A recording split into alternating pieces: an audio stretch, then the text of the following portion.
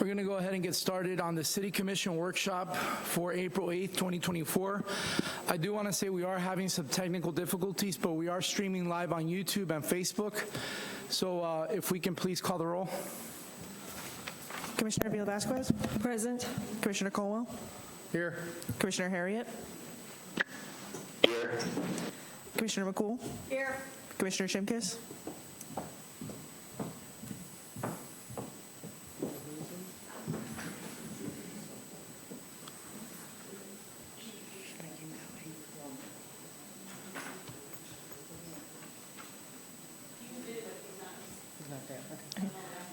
Vice Mayor Jody Lee? Here. Mayor Avila? Here. This time, if we can please stand for the pledge.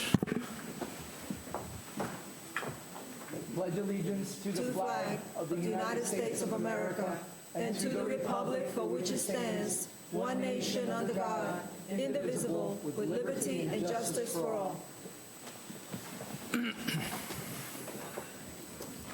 All right, we're going to go ahead and get started on discussion on the update for the Comprehensive Plan and Land Development Code.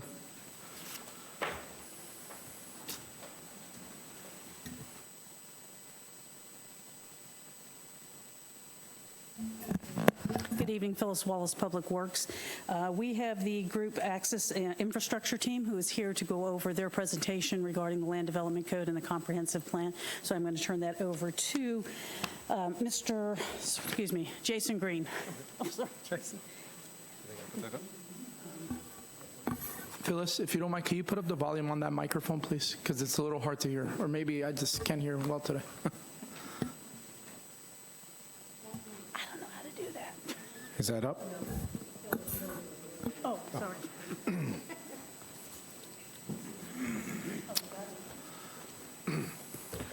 Good evening, Jason Green. I'm here. I've been before you a while back for the contract and all that, and so we've been busy at work gathering some data for you and coming here today to give you an update. With me, I have Sarah Probst from Access Infrastructure. We had Kathy Ebaugh from JB Pro is part of our team, and she's going to be leading our public engagement component of this project.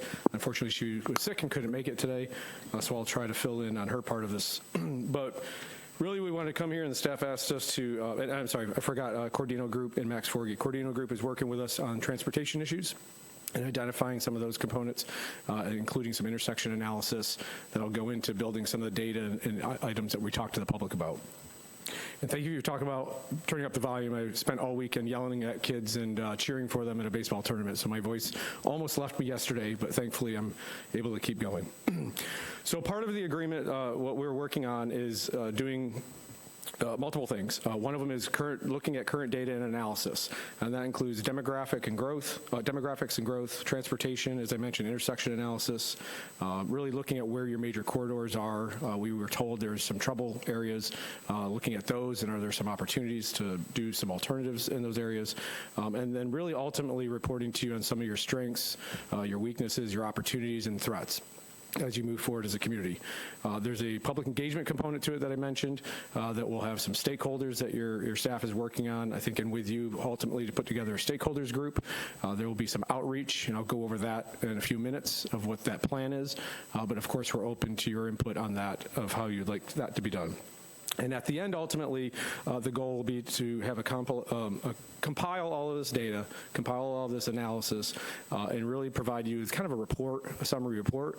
But also with that is you have some changes coming up to your plan. There's been state law changes.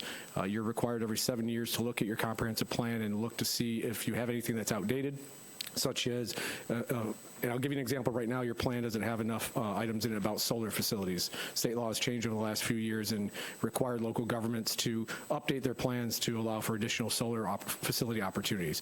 So we've gone through that analysis, that initial analysis.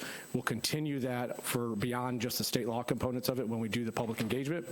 And essentially we'll compile all that and come back to you with a report and recommendations at the end. Is there any questions? That's basically the outline of the scope of our work and what we've been working on the last few months and where we're going. So I just want to pause and see if there's any questions about that. Okay. So I'll get into some of the data that we've collected here and try to go over some of these high-level things that'll really help us drill down and talk to you about where you want to be, where you want to go as a community. So what was really interesting to us and jumped out, and talking to staff, they're kind of surprised about this also, is you have 77.5% owner-occupied housing, which is a pretty substantial number based on the county and statewide. And there's just some population numbers there. You can see the growth of the area upwards in 2022 is over 97,000. You're pushing 100,000 now, obviously. So that's just the basic demographic data. Here's a comparison on the countywide and the statewide. As I mentioned, the owner-occupied housing is higher than the areas around you. You also have a significantly higher average travel time to work compared to the surrounding area, yes, in the back. But you also are a younger community. So it's an interesting dynamic that you have throughout your community. And just looking at and larger household size too, which generally speaks to the average age also. So that's just some of the data that we've compiled for there. So some of the strengths to touch on, obviously access to major highways, evacuation routes, and transportation routes generally create economic opportunities. So you do have good access to those, and like I-4 obviously is a clear opportunity there. We also have mapped out some community assets for you in our layers.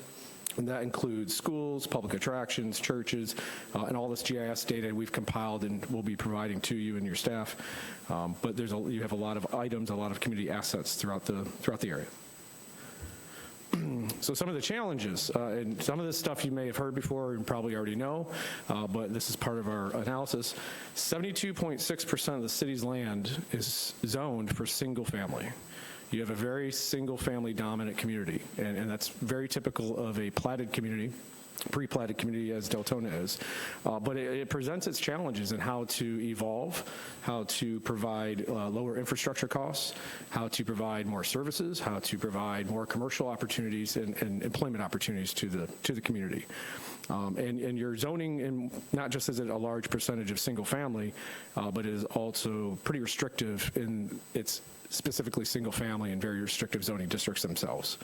And as I mentioned, you're at that 77% owner-occupied, which is probably a positive thing for your community, because then I think what you'll find is hopefully citizens that are engaged in this process and are willing to come out and participate and tell us what they want and what they think, and I think that'll be a good thing for your community.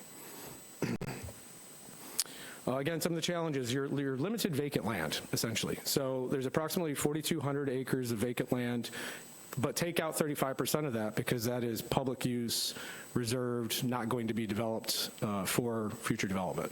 So that's a big chunk that gets removed from that vacant land that's available. You have about 19% for residential of that vacant land, 13% of the vacant land for commercial, 5% for industrial, and then 26% for other miscellaneous land uses, depending on how you break that down on those property appraiser use codes. And then you also have, as we mentioned, platted lots, right? The reality is you have thousands of 75 to 80 feet, 100, 125-foot depth lots throughout the community, and that challenge, that's there. That's a burden, and a lot of those are sold. A lot of those have changed hands. There's not a person that owns 30, 40, 50 of those lots to be able to combine, right? That's the challenge of a developer, is how do I get these parcels together to do something else, if that's what you want to do. But overall, it's about 2.8% of the city land is zoned for commercial, which is it's a low percentage. It's a very low percentage. So those are some challenges. Some opportunities, I called it missed here, but it may not be missed. Maybe something that we can circle back. You have somewhat of a decentralized and undeveloped activity center. I know you got a lot of activity that's going on there now. Obviously, new development coming. Apparently, there's a hub, right, for a business area. There's a presence of some blighted areas that we could look at. And then you have some underutilized city nodes throughout your transportation network and throughout your city. And those are places that we can re-look at. What do you want to do? How do they become developed? How do they service your community and make it for a better overall flow? We put together a walkability and bus and transit routes, and we kind of overlay all those things to see what we're looking at and what kind of opportunities does the community have. And the summary of all that is that you have a very vehicle-dependent community. And you have a challenge with a grid network simply because you have a lot of environmental features like lakes, stormwater systems, a lot of other physical features that kind of prevent some of those grid networks from building out. So that, again, just the point to that is that's how you get to that 34-minute to work commute, essentially, is part of that reason. Not a lot of these walkability areas are in commercial and residential areas where there's not enough intensity or density of that residential to basically implement commercial that you have. And so that's the challenge there too, is how do you get those activity centers or commercial areas activated? How do you get them to be built out? So another challenge that you face is your existing commercial land use. You have the quality of the commercial land that's available. There's challenges in, again, the way that those parcels are separated, the way they're subdivided. There's areas along Holland and other places where there's very narrow and long, deep, I should say, parcels, and they're owned by multiple different people. And so it's very, again, hard to consolidate those. And they don't have very good frontage, or they're not near a good intersection. And so those are properties that are going to take a very long time to develop. And there's a lot of your commercial throughout the city that is like that. And that's part of the reason why some of this commercial has probably lagged behind. But your existing commercial is about 173.4 acres. You have 742 acres land zone commercial, which means, again, you have over 500 acres of vacant. But most of it, I'll be honest, is kind of that middle road, middle tier of quality, not the high end that all the developers are looking for. And then you do have some good spacing, though, in some of these areas, which I think leads us to a future opportunity to look at your codes and look at your comp plan on how do you activate those areas and create, whether it's job centers, commercial centers, service to the residents, but they are spaced somewhat appropriately 1 to 2 miles. So we were looking at the region, and one of the challenges that we deal with a lot of communities, and everybody wants a new town center. Everybody wants a activity center. Everybody wants new employment centers. And the challenge, what we have to look at for each community is also what is around you. And so a lot of times you can't put policies into place that then compete directly with something that's within close proximity. And so here what we're just showing you is the Orange City as an example. You can just see by the amount of red that they have. They have a substantial amount of commercial and a substantial amount of commercial along major corridors that are, I would call, more prime real estate opportunities for commercial development. And I guess, unfortunately, it's within close proximity to Deltona.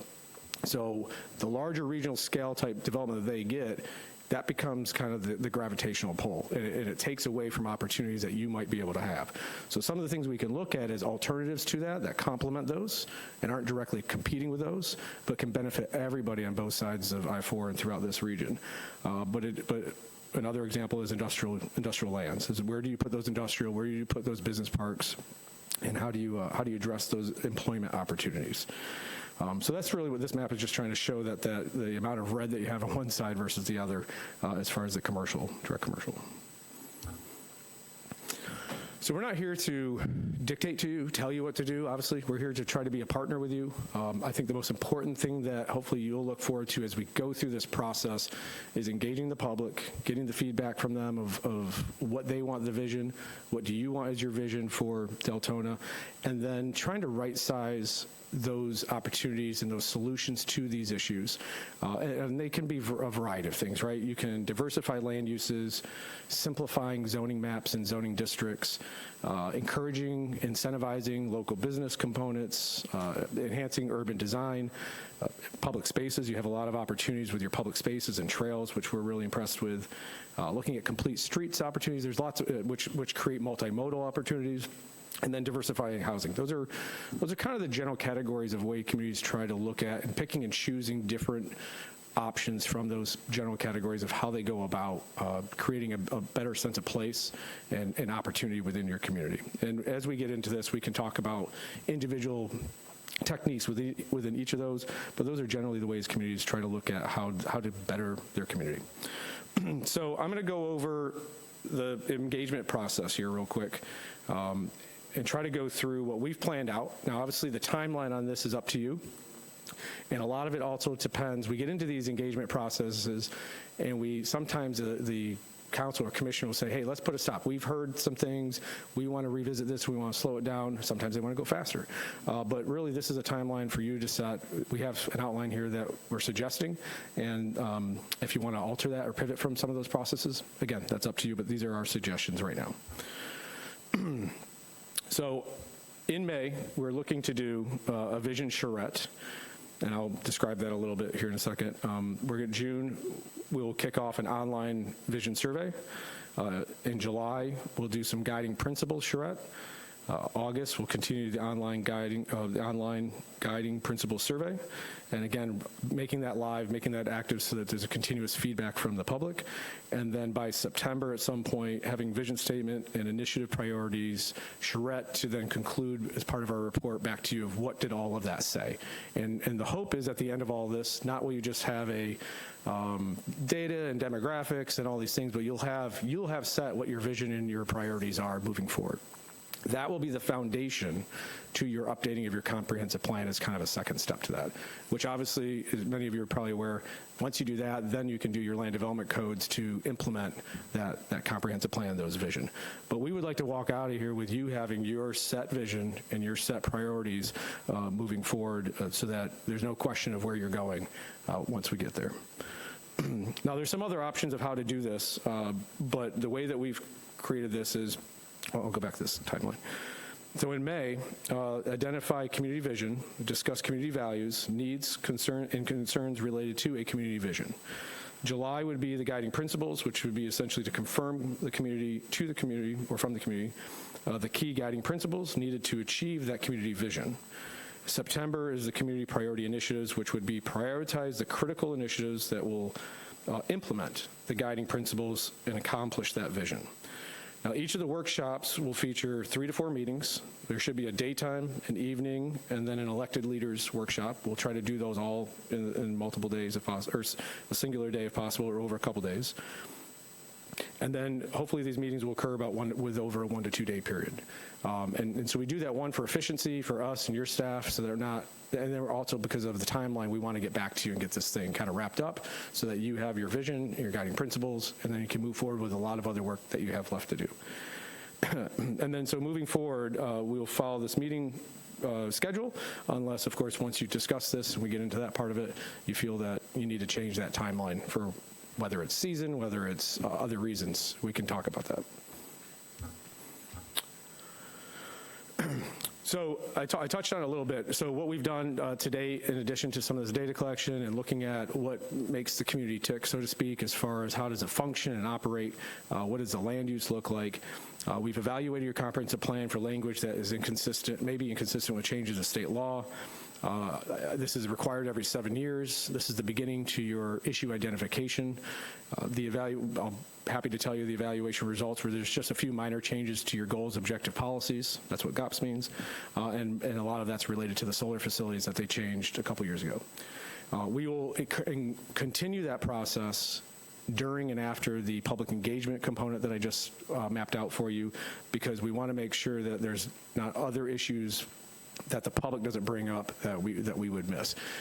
I always encourage communities to separate comprehensive plan updates because of visioning things from your legislative requirements, but we want to take the opportunity to take in what the visioning part of it is, obviously, at this point at the same time. That way you can make sure that everything's married, but you don't do the comp plan update until you fix the legislative stuff. Does that make sense? A lot of communities used to do them all at the same time, and then it got confusing what this update was for. Was it for a legislative reason, or was it for because our community want type reason? I always recommend making those two separate. And then after the public input process that we talked about, we'll evaluate your opportunities that may be included for post-visioning, as I just said.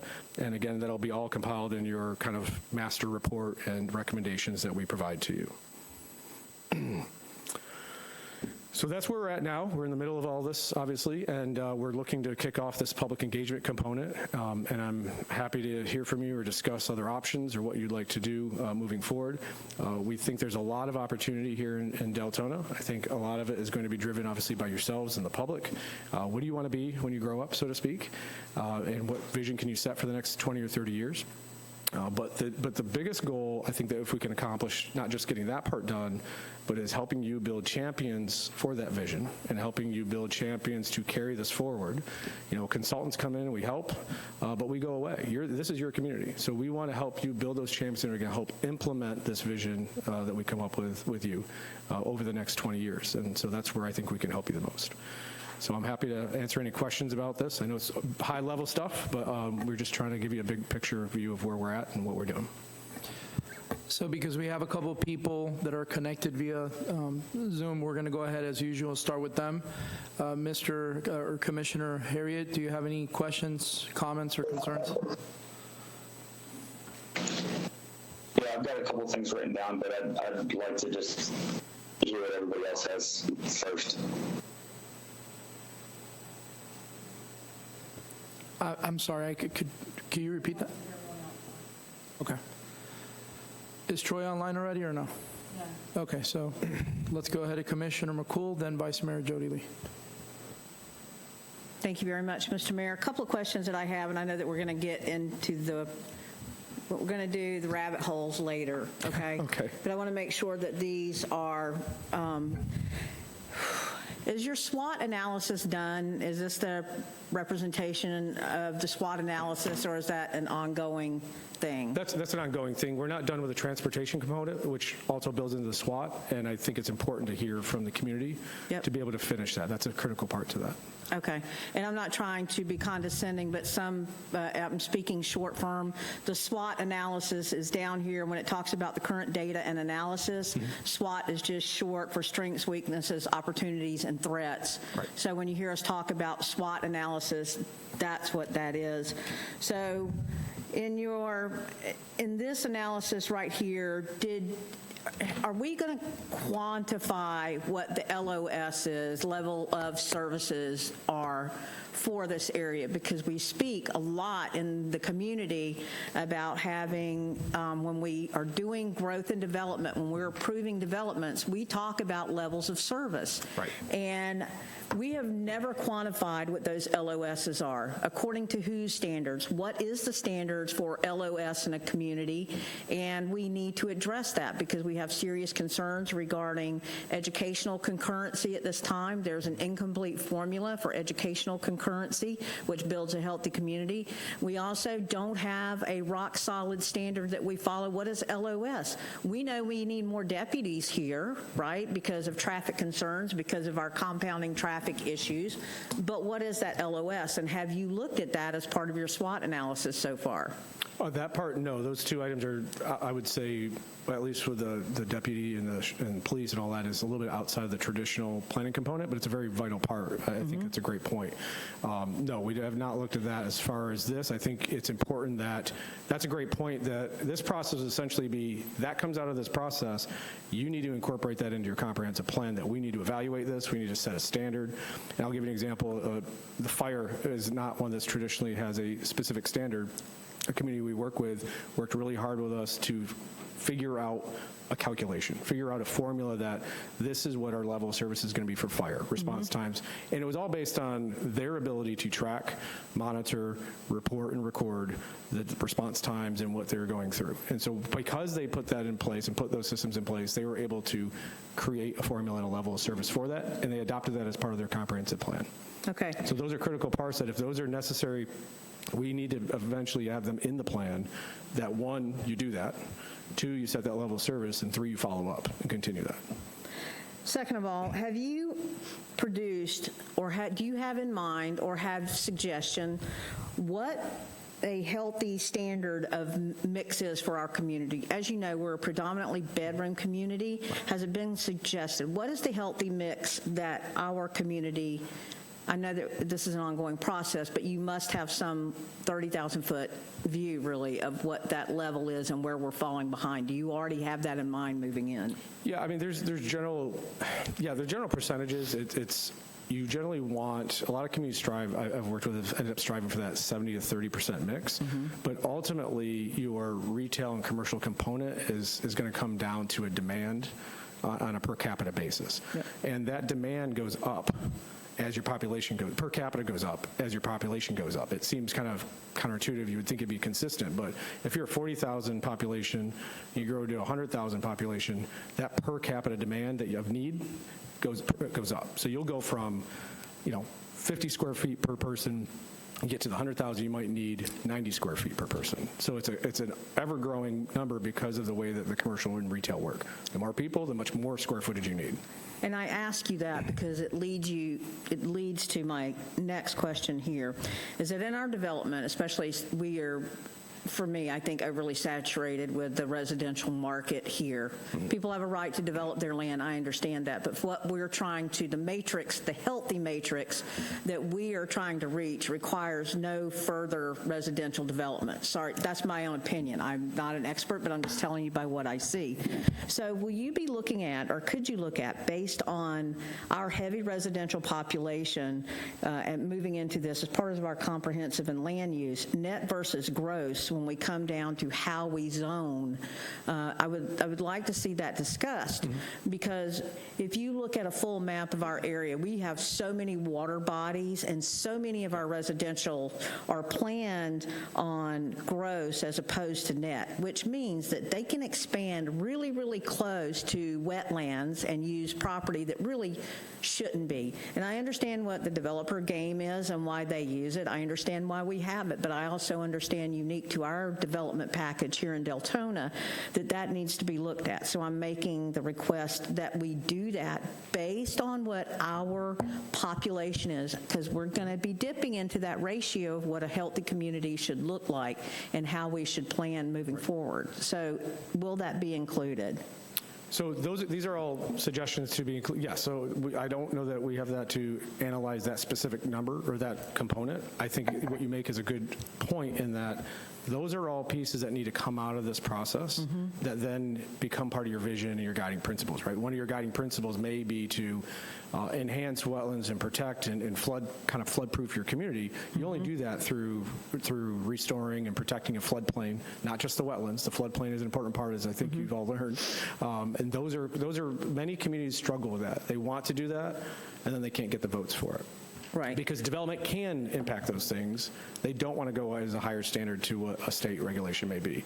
So that's going to be not headbutting, but that's going to be a critical point for you as a community to decide, is that what you're going to do moving forward, and what techniques will you do, or are you going to go status quo, so to speak. And many communities I've worked in, they want to, they get there, they almost get there, and then at the last minute, for whatever reason, they back off that. Last question is, at what point in this, is this an independent process for each commissioner to go over with staff? But, our comp plan needs to be gone over line by line, because we have very conflicting land use codes based on what our future land use is, based on what our conservation points are, based on what our transportation and education. I mean, you said it in this report right here. We don't have bus stops that go to critical points that we need to, right? But yet we keep passing development that says we have this. We talk about walkability, and we don't have walkability per se in our community. So I just want to make sure that these are brought up as we go through the process, and I know that you will understand what's important to our community and what's important to each commissioner regarding density and how we continue to develop. Because if you look at our you've done this analysis here. We have only so much precious building space left. So I just want to make sure that that's, you know what I mean? They're all great points. I think the challenge, you mentioned you have enough residential. Well, the challenge is, but it's spread out so far, right? So the massing that you need and the intensity that you need to then achieve something other than, a gas station or fast food or something of that nature is more population in a concentrated area. There's different ways you can achieve that without ultimately going more population. You can do transfer development rights. You can, taking down platted lots and replacing them in a better place to then create commercial and other opportunities and business opportunities. There's lots of ways to do that. You don't have to go more population necessarily, but really you need more concentrated areas technically to be able to grow these commercial opportunities. And you're absolutely right about the connectivity. There's a difference between sidewalks within a subdivision that's isolated, that may be walkable, but that subdivision is 3 miles from anything else, right? Yep. And there's no sidewalks along the outside network, there's no bus stop. That's different. Those are two different walkability conversations. And I think that that's what the goal is, because we have serious concerns in the community regarding urban sprawl. Yes. Because although it should be quantitative, it's subjective, based on what the law tells us that we can agree to or not agree to. And you brought up a very important thing, which is one of the rights of developers is that we can trade we can trade outside circuitous property for property that is inside the city, change those zonings and be more consistent about what we're really trying to, because everybody says we want to compact our development. But yet we have developers that are trying to develop communities outside where it's 1 to 5 acres or 10 acres, and they're trying to put, 50 homes on an acre. I'm being facetious, but No. you get the point. Yes. And talking about that it's okay for our community to our leaders to work with these developers to perhaps trade land so that we can save this and develop this into more sustainable footprint. So thank you for bringing that up. And I didn't even touch on annexation. Yeah. Right? Or some communities are facing and talking about de-annexation, right? So those are all components that are a critical part to your future. Where are your boundaries going to be? What do you want to control? And it never fails that cities and counties disagree on what type of development should occur. Yep. And so those are having that relationship and building those relationships to make sure everybody's on the same page is ultimately you have to do. And you have to sustain that no matter who's here in the seat, no matter who's here in the director or the planner or whoever. Those are big challenges that you have to continue to work at. And Deltona is unique in the fact that we have historical areas around us that we need to preserve and that we don't need to cityfy. We have enough close population, and trying to annex these cities, these people moved out where they moved for a reason, you know what I mean? And I think that we need to be more cognizant of that. Thank you very much. I appreciate it. Mr. Mayor, thank you. Vice Mayor Jody Lee. Thank you, Mayor. I guess I'll go down a rabbit holes then, so you don't. And I agree with everything you're saying, Commissioner McCool. But like all this, and I love your presentation, but we've done this over and over and over. And you know how much of this we've done in the city? Nothing. We just keep doing it over and over. I want to get everything discussed about the rest of it. How many houses we're going to allow on an acre, going after these big developments and stopping them from just taking over in our city, sucking up every bit of land. I mean, we need to go over all the stuff. I mean, I personally, in my opinion, I think we shouldn't be building no more than 4 houses per acre and go back to the way it used to be instead of cramming, like you say. That's where it's getting us. I mean, we don't hold anybody to accountability. We just let people do stuff. And like I said, I'm not going to have to hear for your presentation, but a lot of this stuff, not against you, but a lot of this stuff, we've seen it. We've seen the comparisons of what it is here, the people at work, the average income. We've seen all that. We've been through this time and time again. We want to change it so developers don't keep taking advantage of us. And that's what they do. They come here, they build a spot, they put 400 houses in 12 acres of land, and that's just not right for the people that live there next to it that were supposed to be living there with 4 acres, and that's where they've been with their whole family for the last 30 years. And all of a sudden, a developer puts 18 houses in his front driveway. This is the stuff we need to fix. I understand we have to go through, we have limited land left, but if we don't change what we currently have, these developers are going to come in and still take advantage of the little bit of land that we do have left. That's the stuff I want to fix in the city. Thank you. Commissioner Vila Vasquez. Thank you, Mayor. So one of the things that we also encounter in the problem is we have really big, important roads and streets here in the city of Deltona, but there's nothing we can do about it because they belong to the county. So if you can include that in your research and all that needs to be updated with sewers and gas lines. We have restaurants that have come to see those sites. There are some empty spaces in 2 that I'm thinking of the top of my head right now, and they turned away because there's no sewer and there's no gas lines. And in order for them to continue building there, they have to pay for it themselves. So if we can get the county to help us in, upgrade those areas to bring in more businesses to these roads and these streets. Not that there aren't any nearby. They are. It's just trying to get them to these areas that are a distance from where they are right now so that we can bring in new businesses in. For example, Deltona Boulevard has very sore sites, empty properties, empty land that nobody will come and build on because of the lack of sewer, lack of infrastructure, lack of gas lines.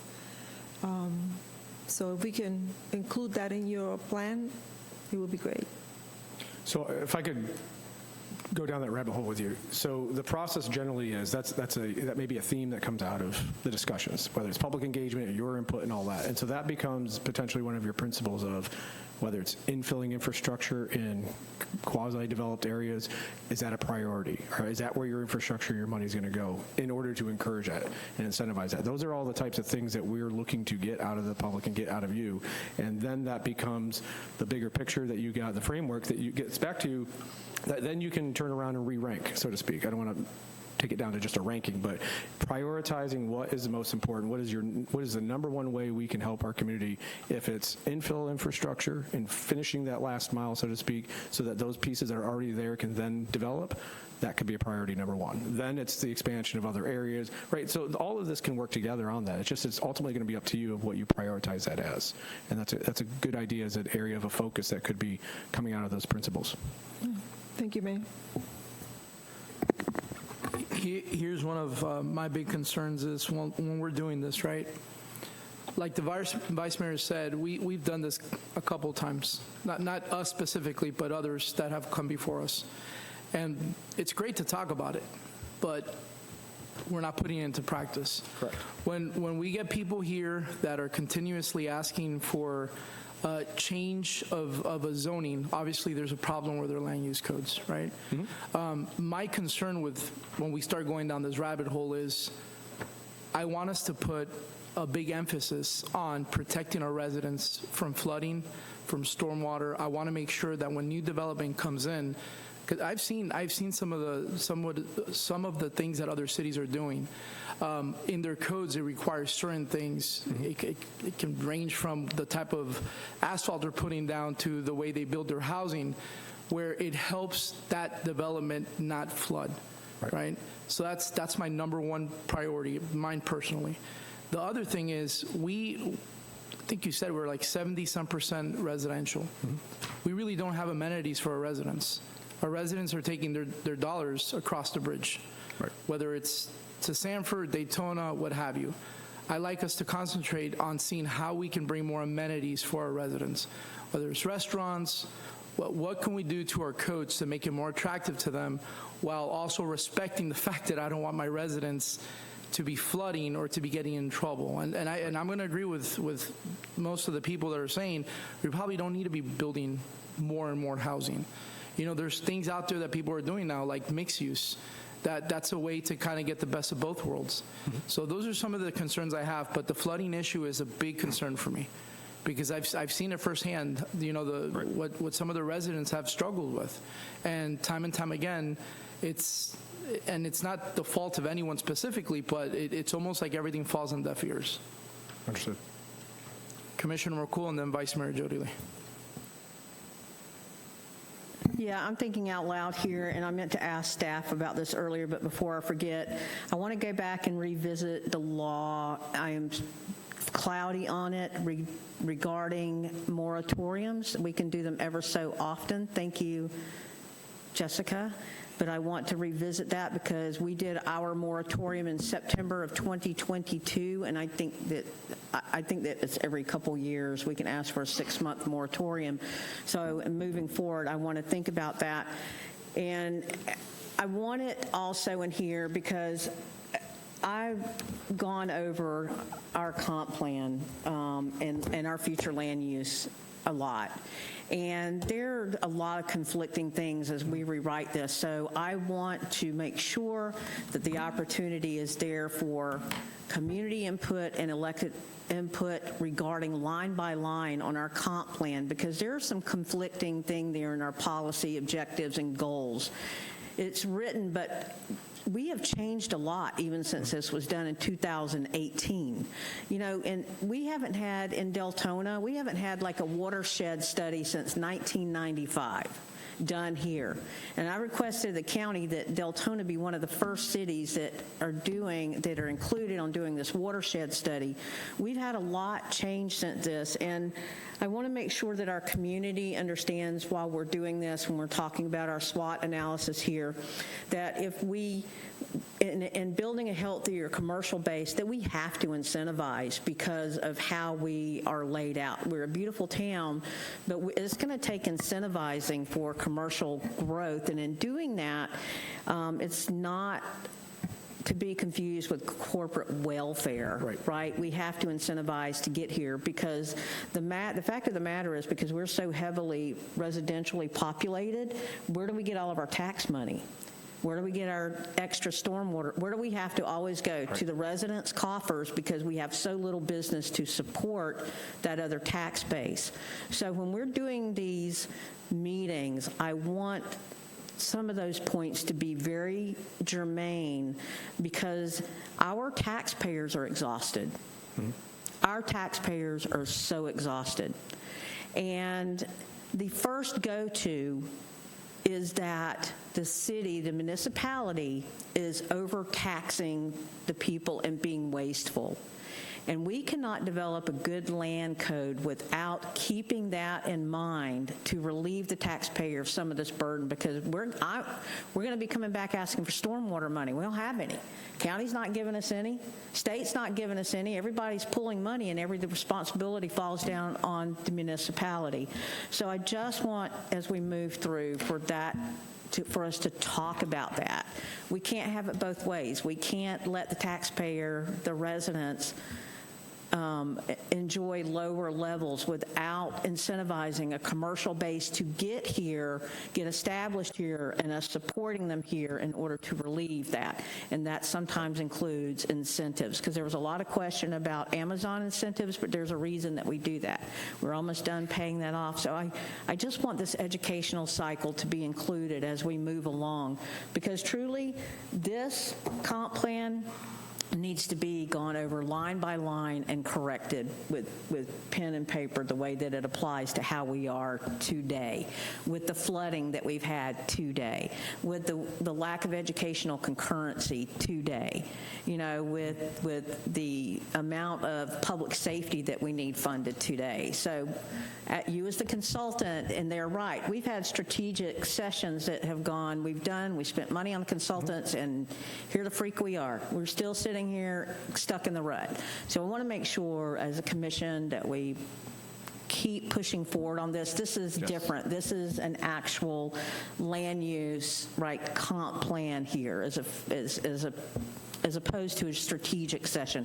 We have strategic planning burnout because we keep getting presented and we don't have a way to move forward. You know why? We don't have a roadmap. Do you know why? Because we've not sat and taken a look at these maps and said, we want this area to be this. Right. We would like this area to be that, with the public input. So I'm telling you, reality speaking, this is where we are with our land development code. It needs to be stripped back to the very basic step. That's why I asked for these maps to be put out here tonight and given out so that we can understand how Deltona is laid out and how we wish for Deltona to be laid out. Right.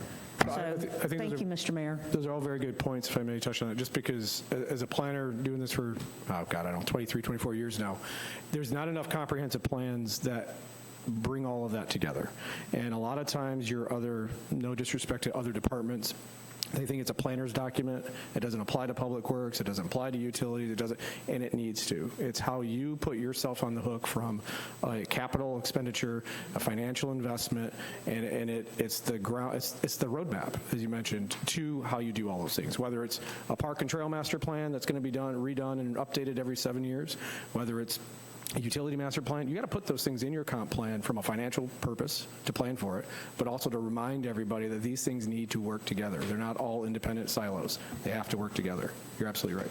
And when I say that, I truly mean there needs to be a thorough thorough dissection as applicable today on this, and post haste that we need to forward this as a commission, because again, our taxpayers have burnout, our residents have burnout. Our residents have burnout in the fact that we talk about doing, we want to do amazing things, but we're trying to go to a corner in a round room, you know, and we all have exhaustion from that. We're tired of that. Our community is tired of that, and I think that this is a great time for input as to, people say, oh, we want more businesses. Well, where do you want them? We need to refer to these maps as they are currently laid out and how we want our city to look, and that needs to be a huge part of that. We have infrastructure that's failing that we are trying to scramble for money to pay for. We are getting ourselves together so that we can make better presentations to FDOT and to the state. You know, we need this money, to the county. We need to be included in these studies. And in order to do that, we have to move forward with a solid land use plan. You know, we were just Tuesday night date material for so long, but we're a Friday and Saturday night weekend date city now. We have a lot of invested in our city, our community, our residents invest a lot in, and so I agree with what the mayor says and what the commissioner says. We need to get Deltona Boulevard on sewer. It's there, and we need to find out what those stumbling blocks keep being so that we can start out. So I just want to see all of those addressed. And most importantly, for these residents right here, these taxpayers, they are very conservation-minded. We are very conservation-minded, and we need to move forward with that also. Thank you, Mr. Mayor. I've heard that loud and clear. We're going to go to Vice Mayor Jody Lee, and then Commissioner Harriet is also raising his hand. So, and by the way, for the city clerk, Mr. Commissioner Shimkus is on. Okay. Thank you, Mayor. All of that, I agree with everything everybody's saying. We also need to worry about the one thing, especially after last month, fixing it where developers get permission to do something. If they don't do it within some amount of time, just let them start over. Like that whole traffic study, the TIA, we got the whole fiasco. That needs to be fixed sooner rather than later. And I'm glad, Commissioner Vasquez, you brought up the thing about the places, the scenery places to come to.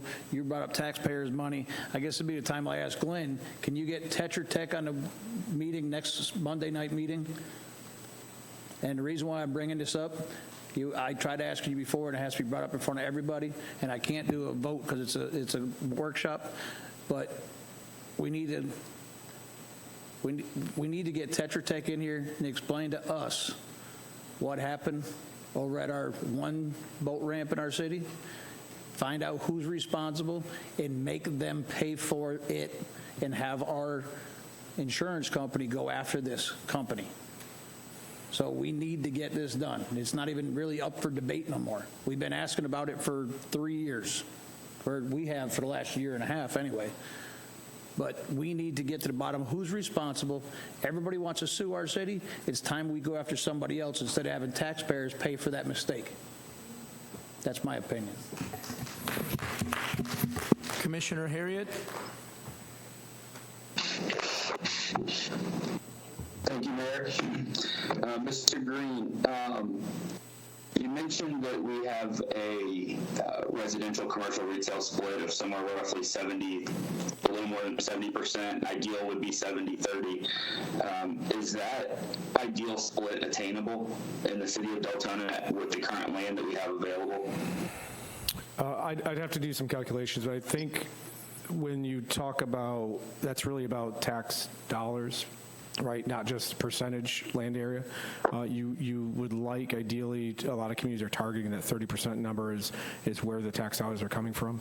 And so it's not 90-10, it's a 70-30 revenue side. That somewhat translates to square footage, depending, but it's harder to get higher tax dollar values on commercial if you have low floor area ratios, as an example. It takes a lot more acreage to get to that number. Does that make sense? So the percentage of land is not always related to the percentage of tax revenues. And the more intensive commercial you allow, the higher the revenue per acre you get. So you need less acreage. So it just depends on your policy. Okay, So what I'm hearing is we need to start looking at redevelopment of existing to commercial and possibly even maybe incorporate some redevelopment of residential along some of our more heavily used thoroughfares. Yes. To kind of get some of that shift that residential to commercial. Yeah, I think that's exactly it. If you finding the appropriate place in relation to your infrastructure, in relation to your transportation network and options, but also with respect to your existing neighborhoods, that is always a very, very hard thing to accomplish. You obviously can affect those transitions with landscape buffers and screening and other things. Most communities don't think that's enough, right? So you've got to, through the comp plan, set the policy of where and how, and then your land development codes is exactly how they develop, right? And the manner in which they develop. I think, well, as an example, I believe your commercial category is 0.55 FAR, which is pretty low compared to most communities. They're usually in the 1 or higher FAR, floor area ratio term. So that's the amount of square footage you can build per acre. That basically, your suburban public shopping centers and those things are in the 0.3, 0.4 range. So that's what you're essentially limiting your existing commercial to now. So there's things that you can do in the right place, in the right manner, increase that to allow that tax revenue to increase per acre on a per acre basis. What I'm hearing is it's possible. We can do the difficult today. The impossible, we need to plan for next week. But I'm hearing that we can do it. You can do it. The conflict is always in the I don't want more density, but if you have more density in an appropriate manner, and it looks good, and it feels right, and it's scaled well, are you okay with that, right? That's always what I think communities forget about. I've done these preference surveys with communities all the time where we put up a picture of an apartment complex, just as an example, and I say, pick out the one that you think you'd be okay with, and never fail to pick the one that's the highest density. They just don't realize it's the highest density because it looks good, and it blends in with the neighborhood, right? So there's ways in your plans to force that component and require that make it easier to allow some of these mixture of uses. And you have to have volume to be able to get the higher end stuff, to be able to get more commercial. You have to have mass, both residential and commercial appeal. And to kind of follow that up, one of the other things that I want to bring up and make sure that we incorporate is we do have a stormwater study or basin study for one of the significant basins within the city of Deltona. And I want to also make sure that we're incorporating some of those stormwater features that would be required as features for development and for the residents, and make sure that when we're doing that study or we're doing this, the update that you guys are looking at, we incorporate what's to come with the basin study as well. Right. And so that we can take some of those densities that normally residents would not be not appreciate, and we can turn them into something that would be appreciable. Sure, that's a good point. And it's too often, I think I made the reference earlier, that you do a watershed study and then nobody looks at it or touches it for 10 or 15 years because you didn't put in your plan that you need to regularly update this. You need to update and invest in a model. You need to make development, incorporate their plans and their development into that model, and it needs to show that there's no harm and all that. Those things, you got to start moving in that direction with the size you are. It's time to do some of it. But if you don't put it in the plan as you're going to regularly do that and maintain that, then it gets lost on a shelf somewhere and people forget about it. Exactly. And then I'd also love to see how we can incorporate some of these multimodal strategies and with the plan, and as well as complete streets, and maybe kind of increase the walkability around some of the smaller community hubs within the city. Yes, sir. Thank you. Commissioner Shimkus, did you want to add anything to that? Yeah, thank you, sir. I'm good for now. Okay. I guess the only other comment that I personally have is, can we make sure that we have consistency, please? Because, I mean, you can go to whichever corner you want. We have the specific Deltona sign that's one color. You go to another one, we have like an earth tony color. Then there's another one that looks kind of like it came from Miami Vice. We need consistency in the city really bad, and it's weird because when you go to the planning and zoning department, they have these 3 modules, I guess that was from 2012 or something like that they were going to present. I'm not sure from when it was, but they had beautiful ideas. But again, It was brought up. Right. It was never implemented. So, yeah. Do you have anywhere written that it says our branding and appearance and all this will be consistent? That's what I would love to Right. see as consistency. So adopting that policy is a critical Thank you part. for bringing up branding. Yep. Say that again. I just wanted to thank Mr. Green for bringing up branding. That's something that's noticeably lacking across the city. Commissioner McCool? And thank you, Mr. Mayor. Exactly. Consistent branding, planning, and uniformity when it comes to development also, right? And as we move forth, the flooding problem that we have in Deltona is very real, and we need a hard stop, and I mean a hard stop at allowing. I understand what code says. I understand what state standards say. I understand how we're supposed to be planning, but I also understand the most, and I'm going to use that word generously, most developers don't go out of their way to screw people over. But it happens because we don't demand in our comp plan, in anywhere in our development code. As of today, if you move in and you want to do development in Deltona, you need to find an alternative for impervious surfaces, first of all. It's the first thing that we can do.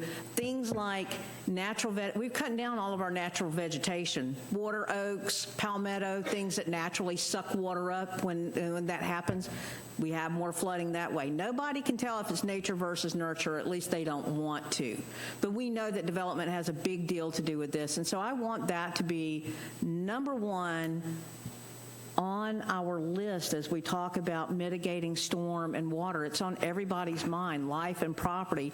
And we have to set those standards moving through in our development. And it has to be included in our comp plan. It has to be succinctly stated, or otherwise they're going to find a way to circumvent that process, and we have to demand that in Deltona, that these more rigid standards. We can't tell a developer how much to build, like they have a right, but we can change our zoning expectations, and we can also change how they development. If we require them to have 50-foot buffers instead of 25-foot buffers, the state says that we can do that, but it's that we have to make that a priority, because right now, number one on everybody's mind, taxes, how much it's costing them to live in Deltona. Number two, the cleanup we're having to do, cleaning up our infrastructure. We have failing infrastructure. It's a fact. And number three, which is probably, I have to say, it's there with number one and number two, is flooding, because it's cost us a lot. It's cost us a lot in our relationship with our residents, because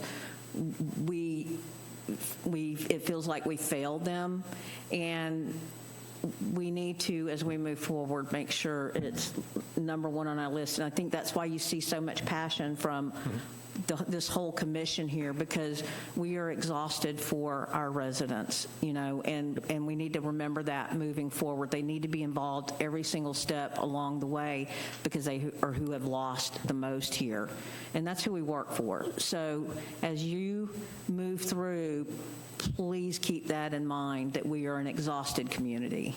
Thank you, Mr. Mayor. As a professional floodplain manager, I can fully respect and understand where you're coming from, and that's something we try to, sustainability, we're big on sustainability components. We try to encourage that in communities, but like I said, a lot of times those types of things die at the 11th hour, so I'm hoping, it sounds like there's a commitment here, at least. We want it written. We want it written in concrete. We want it enforceable. We want it legislated here in this community. We're serious about it, and I just want you to keep that in mind. You see the whole commission shaking their head. That's where we want to go. That's wonderful to hear. Thank you. Before we go to public comment, I did want to see if, Marcia, did you know the answer to that question that Commissioner McCool asked? How long before we can go for another residential moratorium? No, not off the top of my head, I do not. When you do get that answer, can you make sure we Sure. all get the... Yes, Thank you so much. Joyce, can we please go to public comment?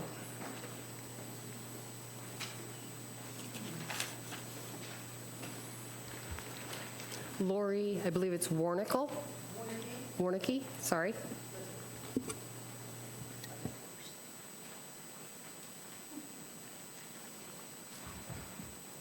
Good evening. My name's Lori Warnicki, and I've been a resident of Deltona since 1982.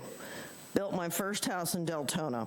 Why does Deltona keep rezoning? And when did low density become 6 houses per acres? Trees and brush are a natural stormwater system.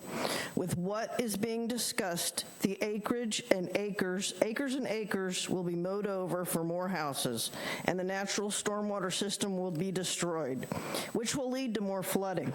I am proud of the fact that 77.5% are homeowners that live in Deltona are owner-occupied.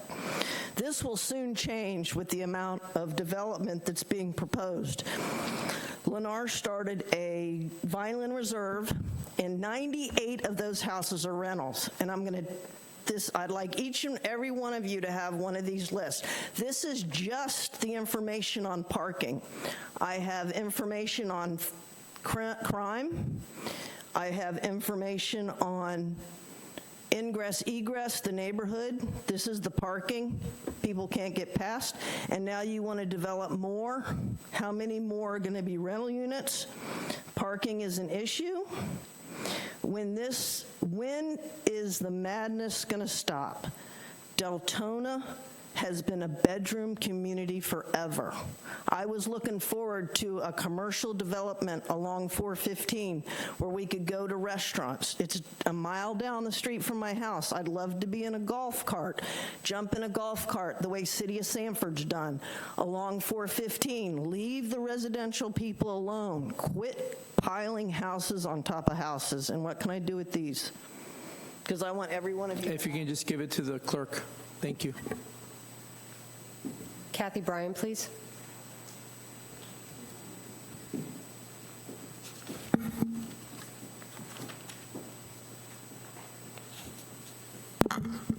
Good evening, Kathy Bryan, Deltona. Well, one of the reasons none of these things ever got done because nobody up on the dais had the guts to follow through with it, or they had investment and development. So there you go. Let's get it done this time. I keep hearing developers' rights. Why do we pander to developers' rights? If I own property, how come I can't light a fire and have a big bonfire on my property? Oh, well, it could catch on and catch on fire and we could have a wildfire, right? I can't do that. So why do we allow developers, I'm looking at you, but I'm not yelling at you guys. Why do we allow developers to continue to build these high-density areas where it is going to cause the flooding?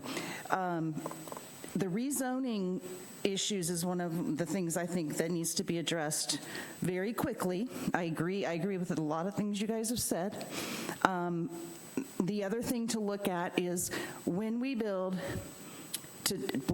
about traffic, we look here. We need to look here because it affects downstream. And that's increasing accidents and injuries. Again, life safety stuff. So remember all this budget time. All these things that we need to spend money on, and one of the number one things is the infrastructure. We need to combine areas of conservation when we build these areas, and there's no reason you guys can't become more stringent in your code. None whatsoever when it comes to the building types, the landscape code, that type of thing. Let's be more environmentally friendly. I know everybody's idea of beauty is different, but this is not going to be a beautiful city if we keep the way we're going. Let's get and I think we need to start with areas that are already built that need infill. So, infrastructure. Thank you. Terry Luis.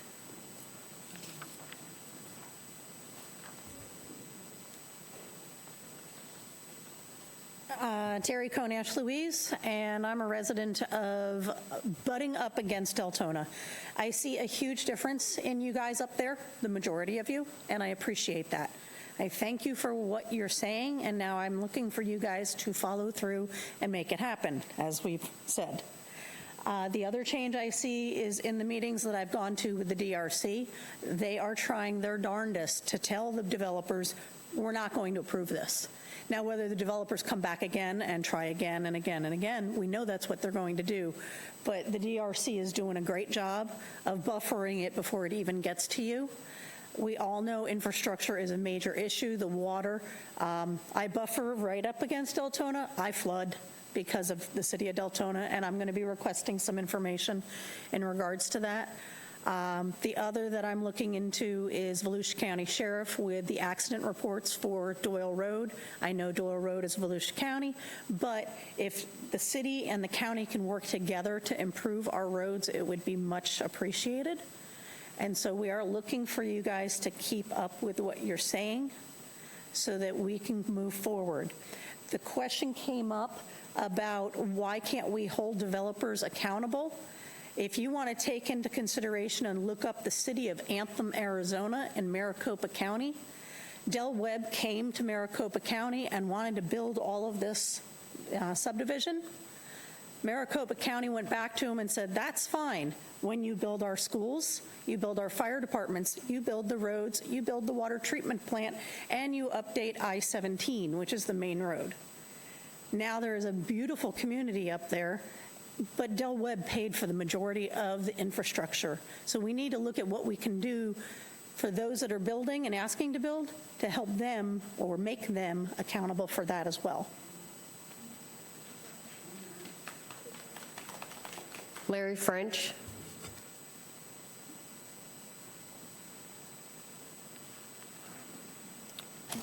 Larry French, 2520 Arslan Street, Deltona. I've been talking about development for decades.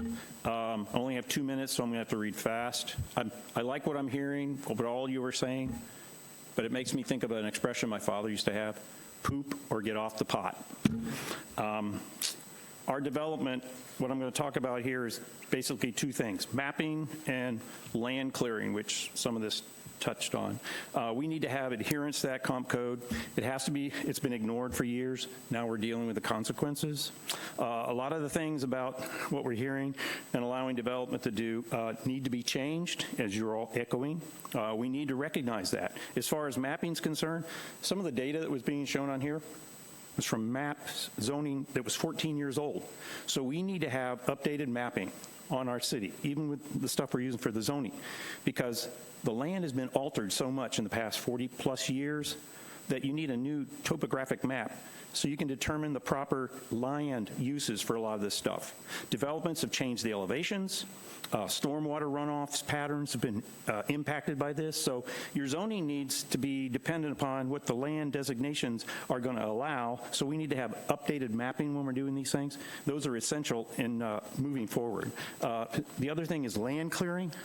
When we get into this comp plan, we've got to make the changes because the biggest facet of our development practices is what's really killing us. Why do we continue to bulldoze away every virtual thing that is naturally there that's a part of the land, like shrubs, trees, and other living plants absorb water? Not only do trees, canopies provide a shade, but they also take in water. Their roots absorb a great deal of water, and various trees and plants consume more water than others. For example, an average maturing tree under optimal conditions can transport up to 10,000 gallons of water. When we eliminate all these naturally occurring water absorption Thank you, items, Jim Pesha. well, that's it. I'd love to talk.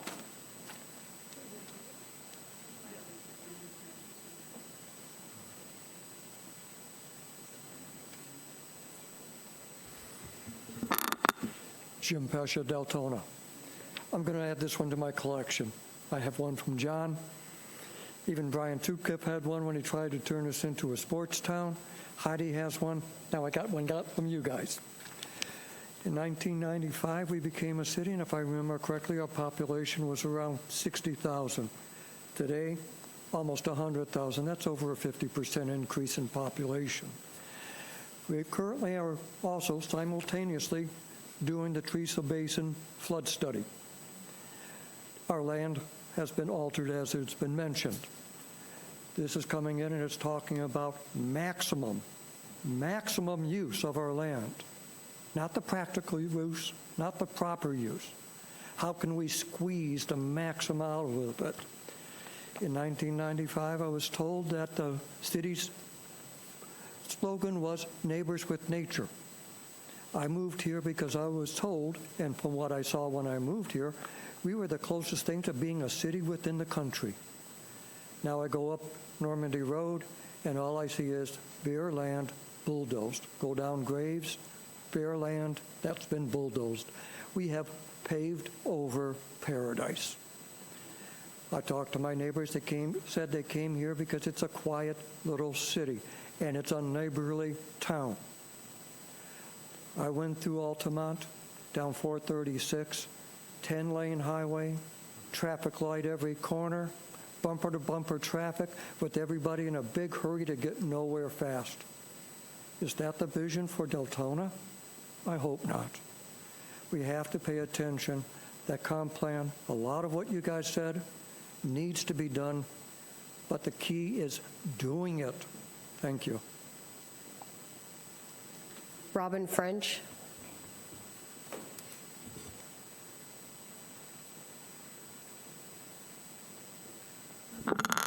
Good evening. I'm Robin French, 2520 Arslan Street, Deltona, a resident of 43 years. We're supposed to be a tree city. I don't see that. Every single time I go on my morning walk, I see another lot cleared. Every single tree gone. Every bush, every shrub. And if you're lucky, they'll plant a palm tree and maybe a crepe myrtle or two. And then they wonder why they're flooding. We need development. We need it right. My husband and I traveled 21 years to Orlando for work because there was no work here on the west side of the county. I spoke with our previous economic development director, Jerry Mays. He said, quote, "We can't tell them what to do with their land." I'm sorry, I thought that's what zoning boards and commissions did. My 1 acre exists on a small pond. At least that's what it was. Now, it didn't touch my house, but the rest of my property is gone. Gone. My fruit trees, my garden, everything gone. And the only reason my house is okay is because my husband's smart and knew what property to pick. I've been working with the city of Deltona since last June. Yes, I said last June, to get the assistance that was promised me. Just got an email yesterday. How about that? Tree City? Not anymore. It's pillage and burn, and literally I've seen them do that on almost a daily basis. It's not the city I wanted to live in. I'm not sure I ever will again. Tina Swift.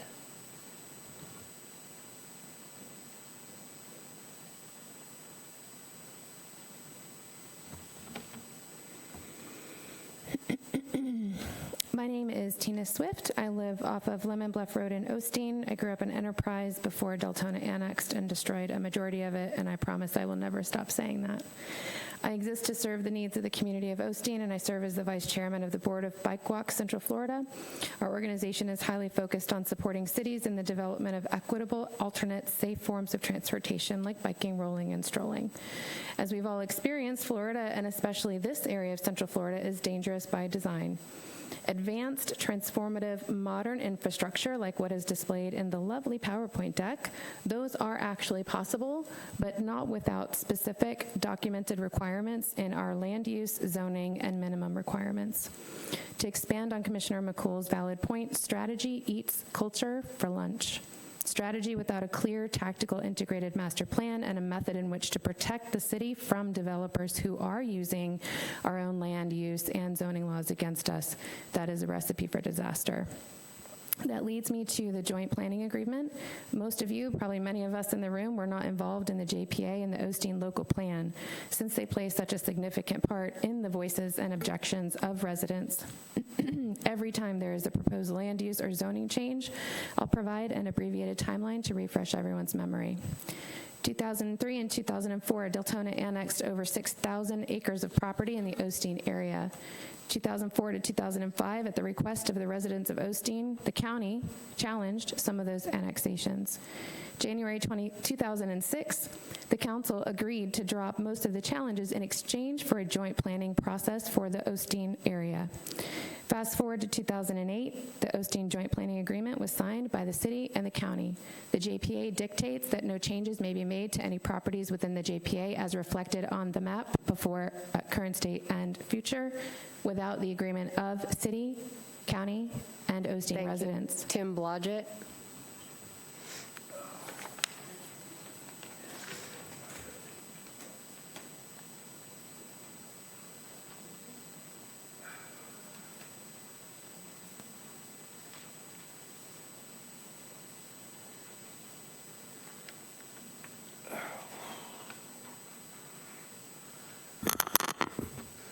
Hi, kids.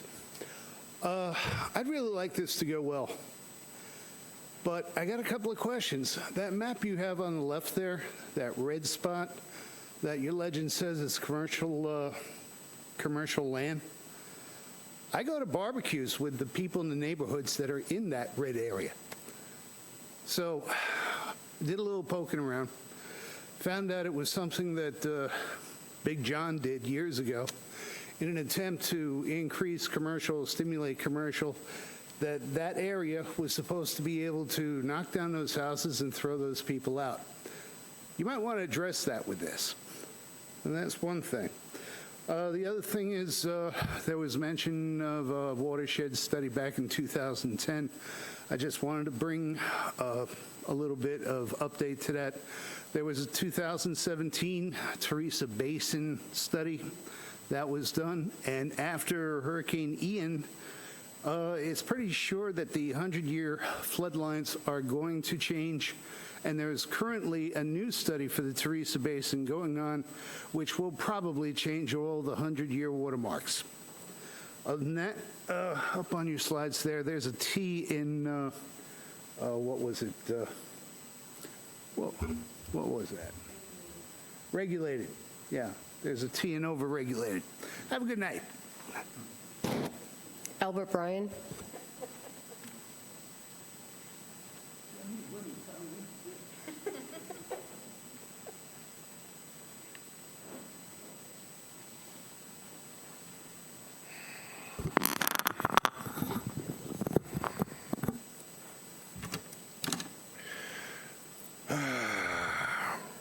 First thing, last watershed study, Deltona didn't actually participate in the watershed study. They chose not to. And the newest one, they chose not to again.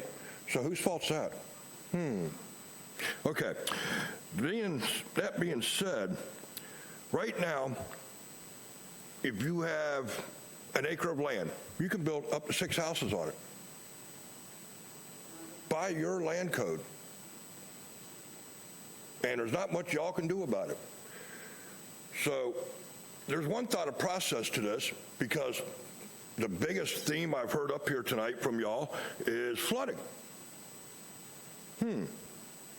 So if you have the ability to build up to 6 houses on an acre, you could actually rewrite that with actually not rewriting it and state that you can build 1 or 2 houses per acre.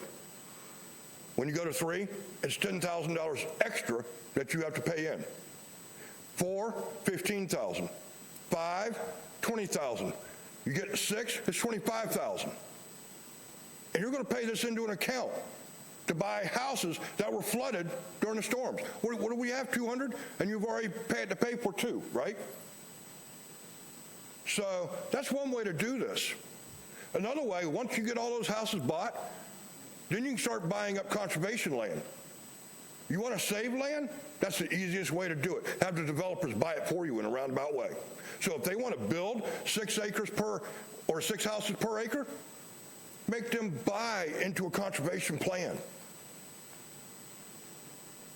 This has been brought before you before, and yet this commission has let it go to the wayside year after year after year after year.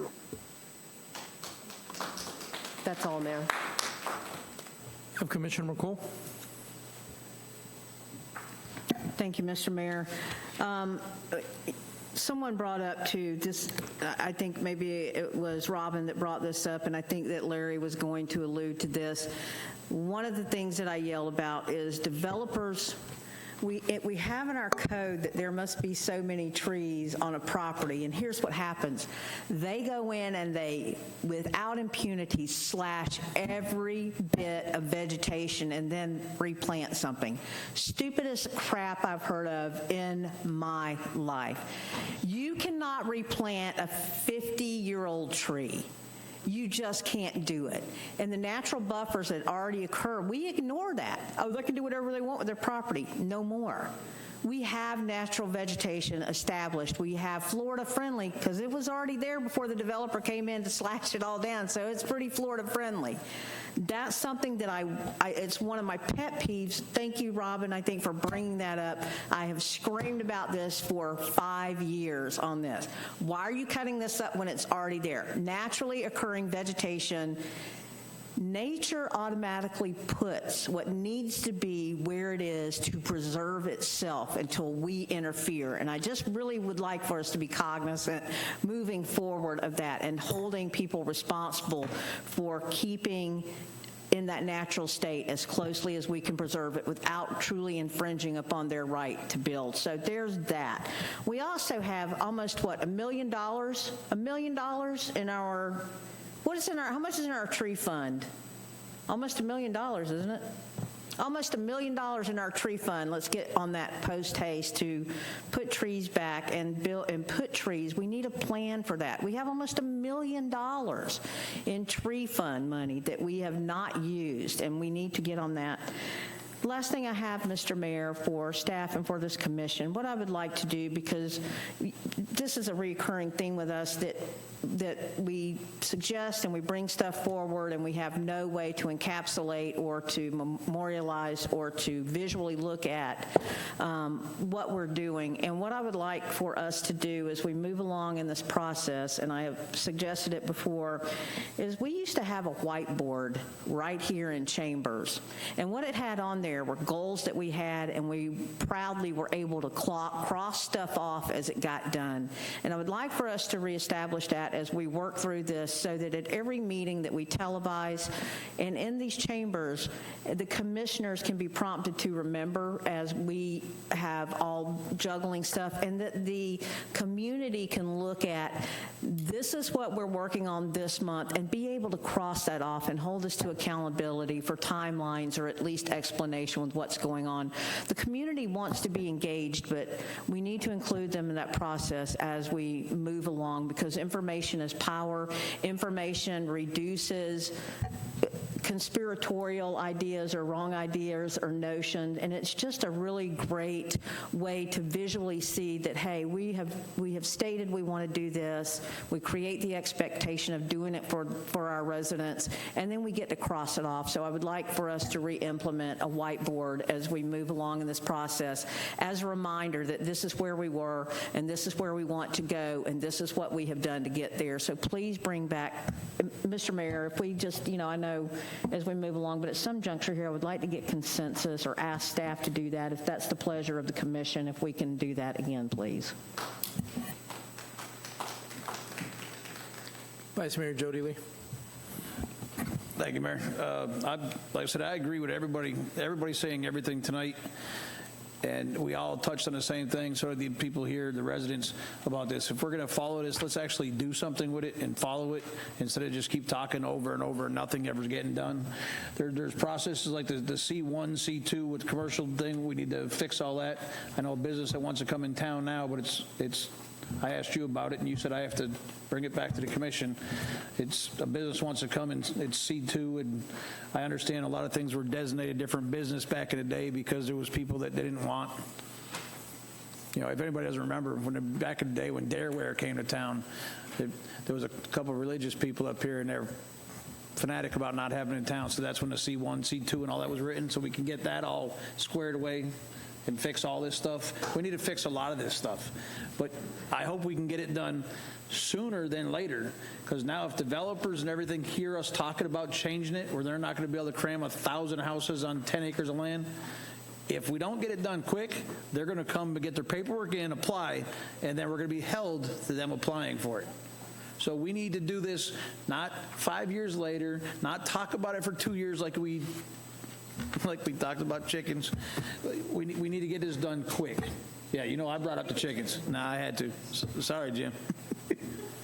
But we need to get this done sooner than later. Because like I said, they're going to all apply. If they're afraid we're going to change stuff, and once it's on the books, then they have a lawsuit.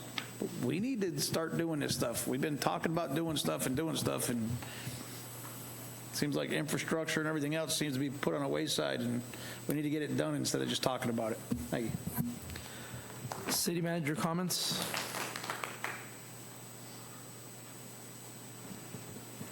I have none. All right. This meeting is adjourned. We'll reconvene at 7:45, correct?